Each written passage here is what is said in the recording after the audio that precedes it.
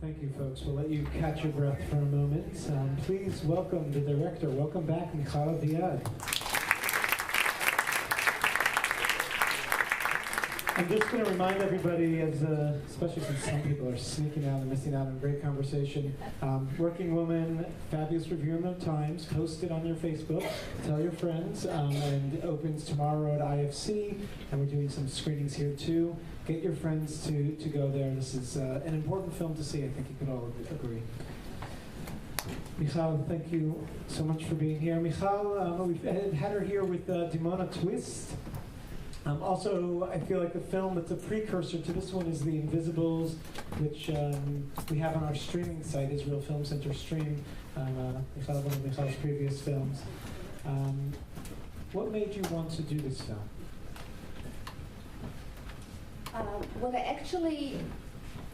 When I make a film, I try to understand something for myself, first of all. And all of us, and myself included, read tons of testimonies about sexual harassment. And I felt that I really need to see it in order to fully understand it, to see it from the outside. And so for me, making this film was a way of understanding in such a situation as a workplace, the proximity of the bodies, the tension while you talk about work, the silences in between dialogue, and that's what cinema can do, and that's why I thought that it's a worthwhile film to make. I understand you've been working on this film actually for a while, yes. And you didn't realize how timely it was going to become, and how even this past week sexual harassment has come back into the front page, and I don't think it really left for too long. And this has become kind of a very important topic, obviously a universal topic too. And I want to explore for a moment, is anything about this film Israeli? Would you consider this to be an Israeli film? They speak Hebrew. They speak Hebrew. They talk about Shabbat in one scene. I really think that this film talks about women anywhere on the globe. I mean, unlike the Me Too women who are famous and rich and news-making, women like Orna are chambermaids and secretaries and nurses and sales agents, millions and millions and millions around the globe who work to make a living, like all of us do, and many times encounter these kind of situations when usually most of us have male bosses. Culture has taught men and women to behave this way, and for women to all the time be on the guard and to be blamed. And therefore the film is relevant for any woman, any man, anywhere. I completely agree. I think that it's actually one of the beauties of it is that it is so universal. It doesn't, I mean, it can really take place anywhere. Sure, sometimes I'd say the boss is so, specifically behaving like an Israeli man in some ways, but it's really something that I think anyone can relate to. I want to talk about the ending for a moment. Sure. Is this a happy ending? Are we, for a moment, think that that now there's redemption? I don't think it's a happy ending. I think it has. It is not a tragic ending. In one of the Q&As, in the last few months, I'm doing quite a few Q&As, and many times people are asking about the ending. And in one of the Q&As, somebody raised her hand and she said, "But why didn't she burn down the project build, and the apartment building that they're building?" Frankly, it didn't come to my mind. It didn't occur to me. And the truth is that in Hollywood films, where things are extremely dramatic, that would be the ending probably. But in a realistic film, I felt that it was myself and my co-writers, Carole Zabar Center and Michal Aviad, we felt that we wanted to give a little hope at the end, but not to do too much. And we felt that what is really important for Orna, first of all, before everything, before she processes her trauma, before we know if she and Oprah will go on living together, before we know if Benny will give her the money he owes her, first of all, she needs to find a job.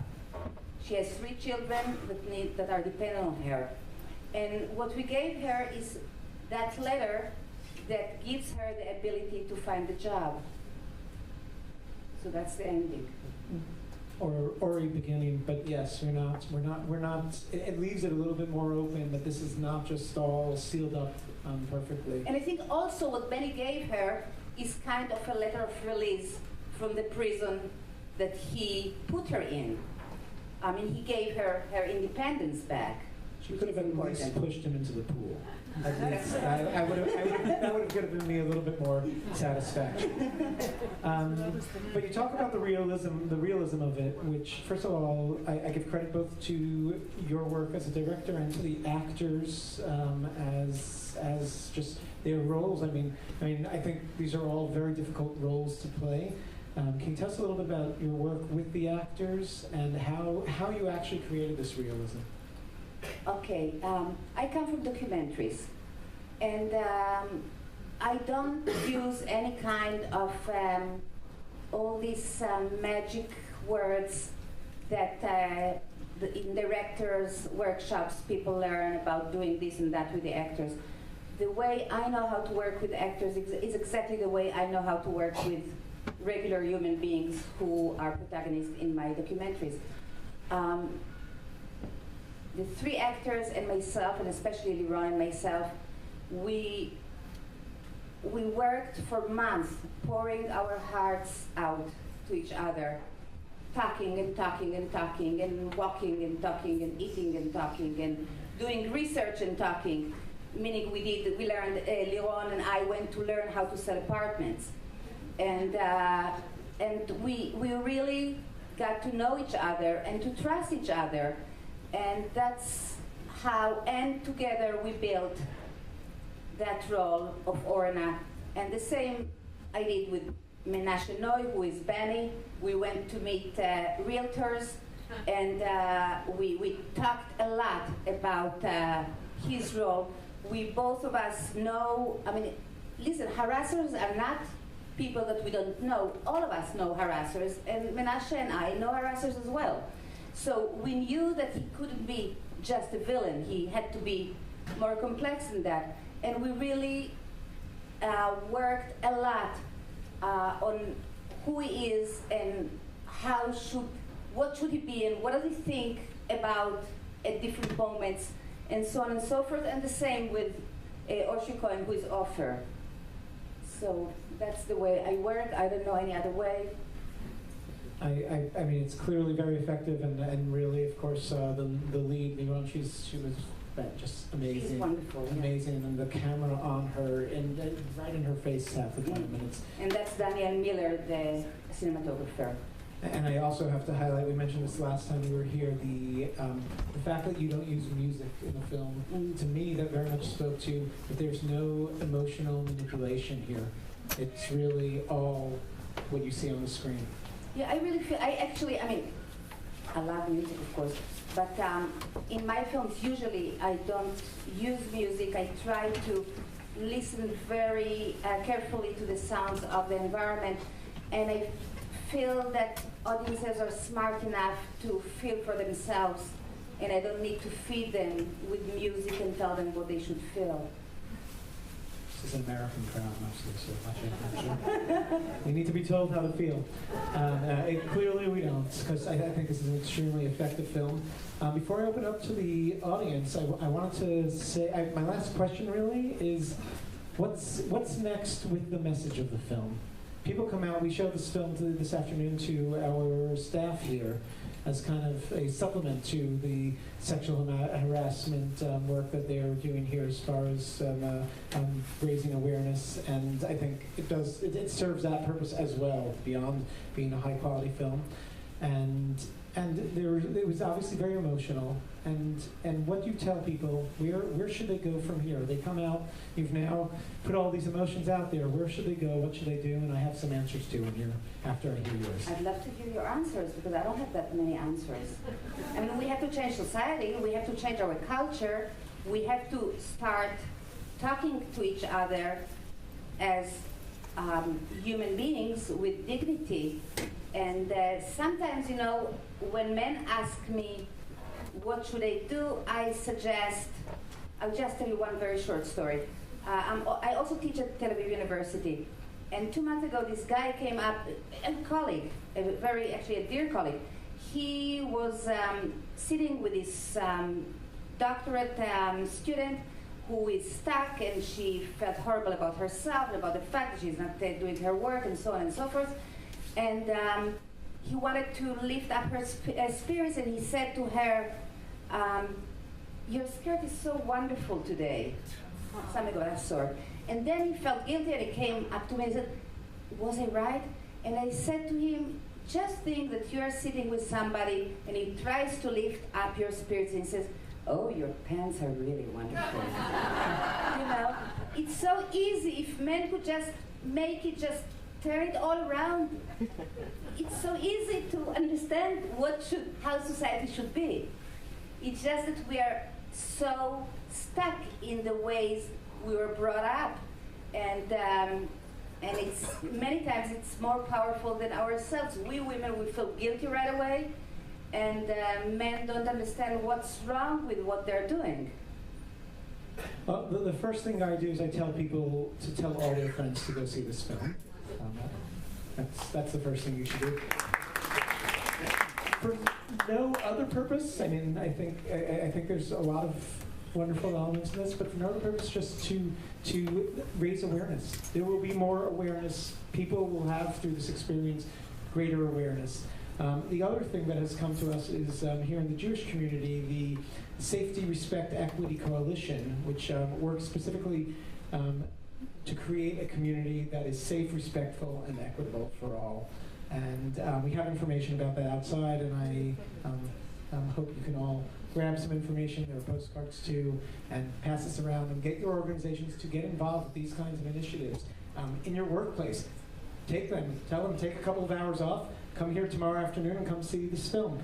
They think they're coming in for a fun film afternoon, and they'll have a life-changing experience, hopefully. I'd love to open it now to questions from the audience. We'll pass the microphone around, which we have here.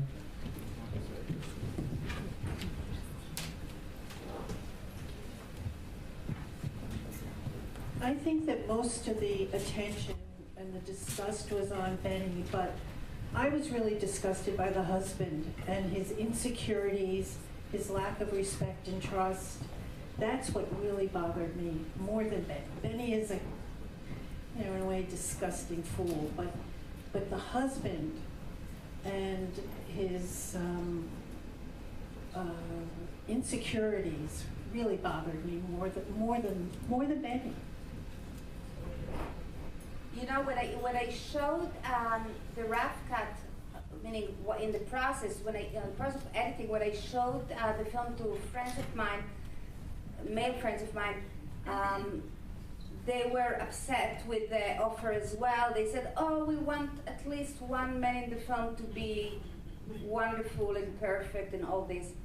But I think that Oshri, who is Ofer, would agree with me. I think that Ofer lives in the same society that Benny and Orna live in. And Ofer, it makes, to me, a total sense that Ofer would right away, instead of hugging her, he would be defensive, and he would feel that first of all he failed in his role, which was given to him from birth, to protect his wife against any other man, and to protect her honor. And I think that Ofer feels that what we are fed day in and day out, that when there is sexual harassment, you need two to tango. I mean, that's what we are told, so she's probably guilty. We hear that all the time. We're fed by this kind of stuff, and we believe in it. Orna also believes in it. She feels guilty. So I think that Ofer is not different than the others in the sense that he reflects the society we all live in.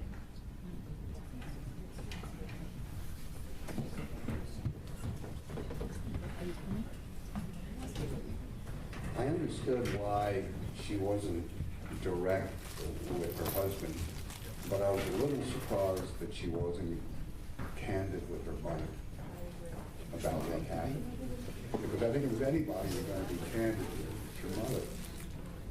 So could you explain the thinking behind that? I didn't see it as not being candid. I saw it as she just came from a very traumatic experience. Traumatic. The children are in the other room. They need to go to school. She probably needs time to process it. She starts speaking. Her mother shuts her up right away and tells her more or less, forget about it. She doesn't understand even what it's about, but that's the mother's way of protecting her daughter. And that's what happens there. I didn't see it as being candid or not candid. I don't know. I think one of the strong moments of the film is really how you bring to life her trauma, her post-trauma that she's dealing with, and how, I mean, she's blaming herself. She doesn't even know how to begin to approach this. She doesn't even know how to remember it. And I think that's something that's very true and normal in a situation like that when you have a traumatic event like that. I agree. I think that the most difficult part, from my experience and from what I've read, and in trauma, not only sexual trauma, but other trauma as well, is to really put it in words, what you went through. And it takes, I don't know, Orna is not yet, when we finish the film, I don't think that she already able to say, he tried to rape me. I don't think she has the words for that yet. And it takes time to have the words. So you know, she's exactly like so many women who court and the press blame for giving testimonies that have gaps in them, that contradict themselves, and do all this kind of stuff that you are not supposed to do if you want to be a good, if you want to give good testimony. She does all the mistakes, and I think that most of us do those in these kind of situations. So I'm not sure if she has a gap in her memory or not. If there is a gap, you saw exactly how long it took. It took very short time. So if she has a gap, it's a gap of 30 seconds or 45 seconds. I'm not sure. But for sure, she doesn't know yet how to explain it.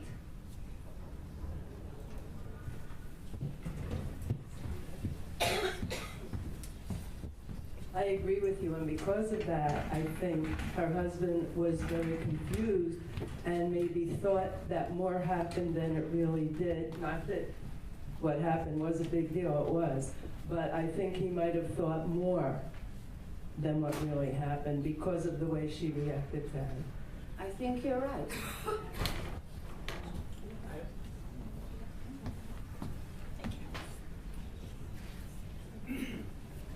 Hi, I enjoyed the film tremendously, but thank you very much. I do have one question that I'm trying to figure out myself, and maybe you can help me. Did Benny realize what he did that evening in the hotel room? Frankly, I'm not sure. I'm not sure. Listen, I don't even know. I mean, when we were dealing with Benny, it's totally possible that Benny is in love with her. It's possible that he never harassed any woman before. It's possible that she is the love of his life. She rejuvenated him. It's all kinds of things are possible.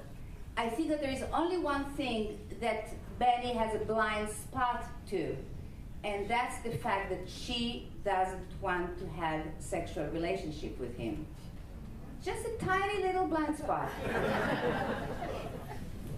I just want to add, because he's sitting right here. And her husband. Okay. I loved your movie. I just loved it. And what I think at the end, when she walks away and with the letter, with the signature, the word empowerment, you should use. We don't know the future, but it's really a sense of a woman's empowerment that she figured out that if he wasn't going to, she could bring it up to his wife. She's kind of blackmailing him. And I think she will do it again when it comes to the payments. I hope so. I mean, maybe you should tell her that. Yeah. Yeah. We have time for 2 more questions. I'm going to take one down here and then one right over there. I've seen many films dealing with trauma, and I think you did a spectacular job in portraying the complexity of what happens to individuals who are involved in acute trauma. Mostly when we do have movies about trauma, it's what happens afterwards, post-trauma. So I hope you do a sequel with reflections back to deal with the post-traumatic stress that actually all 3 characters are going to deal with. You have a fabulous sequel that you could have with flashbacks to what happened, with flashbacks to what they did in the Army and their earlier relationship, and I would love to see that. But I have another question, which is the meaning for you of working woman. I assume you know what a lot of people will think of as Working girl, yeah. Yeah. Her husband as well. I think that there is a tiny allusion there that is asking, do really, I don't even know how to say, but there is some kind of allusion to a working girl, and the question is, what do we women, when we go to work, what are we supposed to do in that work? But also, you know, working woman is trying to talk about the fact that in the beginning of the 21st century, most of us are working women. And unfortunately, most of us raise the children and all this. I wish that would be divided better. But it's clear that we're working, we're going to continue to work, and therefore the relationship between women and men at work and elsewhere as well need to change, really needs to change. I want to add on to that it kind of gets lost in the bigger drama of the film, but I could say as a parent, the depiction of the modern life of raising a family, which is completely a new experience, you know, no more than maybe a little over 100 years old, of this whole concept of a working woman and what that does to within the whole family and how that changes all the dynamics. Was also brought to screen so realistically and so beautifully, and really it could be a whole nother movie. Thank you. Thank you. It was beautifully done film. The thing that made me the most sad, I think, was I understood in the beginning how she needed to go get this job because she needs to support her family. And I know it's clear that she loves her husband, it's clear she loves her kids.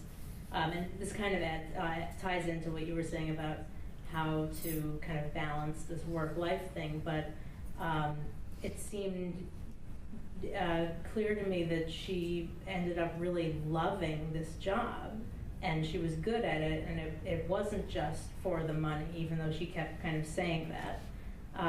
And so I wonder, like, what, in your opinion, like, what did Orna want? Like, what was her real desire?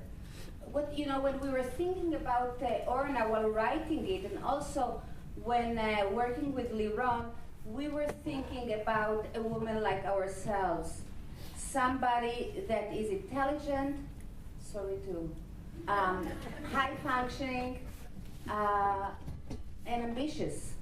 So I think that for Orna, exactly like for myself, the other two scriptwriters, and Liron, a job is, we need to work. We know we have worked ever since we know ourselves, but we are looking for meaning in our work. And I think that Orna does the same. And she enjoys excelling. I mean, she wants to excel. She wants to be appreciated. And therefore, it's really, everything becomes more difficult. But we better remember that to find another job is not that easy. I mean, all of us know that when you are without work and you are looking for a job, it's extremely difficult, both emotionally and materially. And I think that this, we have to always remember that this comes first. Michal, thank you so much. Films open at ISC tomorrow. Spread the word. Thank you very much. We look forward to seeing you at upcoming screenings and have